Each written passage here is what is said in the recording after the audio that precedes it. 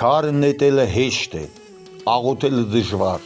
միասնությունը պահելը առավել դժվար։ Այսօր շատերն են փորձում դատել ու դատապարտել մեր հոգևոր առաջնորդին, ազգիս հայոց հորը, բայց եկեք հիշենք, կաթողիկոսը պարզապես անձ չէ, նա հայարակելական եկեղեցու գլուխն է, մեր հոգևոր ինքնության խորհրդանիշը։ Մենք իրավունք ունենք կարծիք ունենալու, բայց չունենք իրավունք անհիմն մեղադրելու։ Օրենքից վեր է ոչ ոք չէ, բայց նաև ոչ ոք իրավունք չունի առանց ապացույցի քար նետելու։ Քրիստոնյան առաջին հերթին պետք է աղոթի իր հոգևորի համար, ով ոչ թե հրապարակային դատաստան անի։ Երբ հարվածում ենք եկեղեցու գլխին, իրականում հարվածում ենք մեր միասնությանը։ Պաշտպանել կաթողիկոսին նշանակում է պաշտպանել մեր հավատքը, մեր արժանապատվությունը, մեր պատմական հիշողությունը։ Թող մեր խոսքը լինի արդար,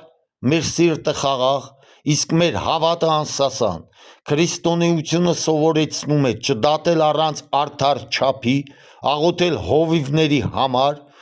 սրբորեն վերաբերվել հոգևոր առաջնորդերին, նույնիսկ երբ կան տարաձայնություններ։